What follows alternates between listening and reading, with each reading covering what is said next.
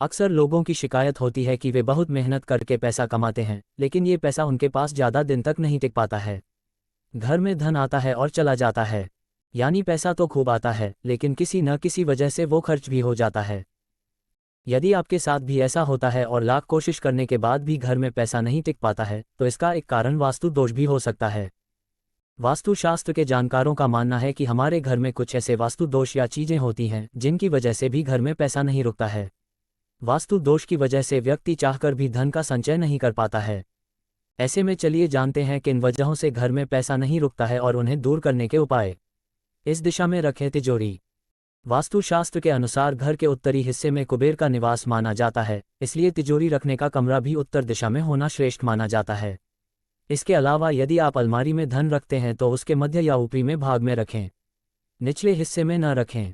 तिजोरी में स्थापित करें ये चीज़ें। वास्तु के अनुसार तिजोरी में शुभ यंत्र जैसे व्यापार वृद्धि यंत्र, महालक्ष्मी यंत्र, बीसा यंत्र रखना शुभ होता है। इससे घर की तिजोरी कभी खाली नहीं होती है। माँ लक्ष्मी और कुबेर की मूर्ति स्थापित करें।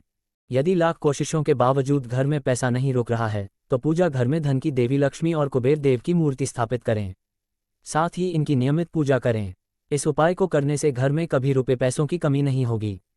जूठे बर्तन न रखें। अक्सर लोग रात में खाना खाने के बाद जूठे बर्तन ऐसे ही रसोई घर में छोड़ देते हैं और सुबह उठकर साफ करते हैं।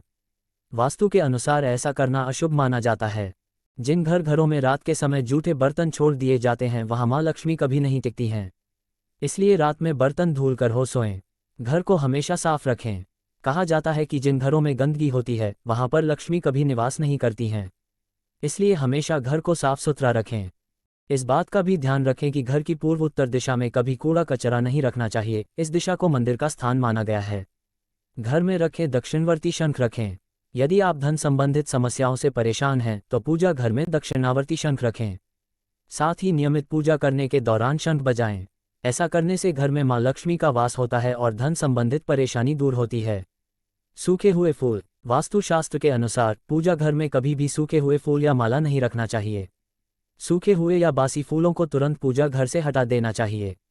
घर में बासी फूल माला रखने से माँ लक्ष्मी नाराज हो जाती हैं और घर में दरिद्रता आती है।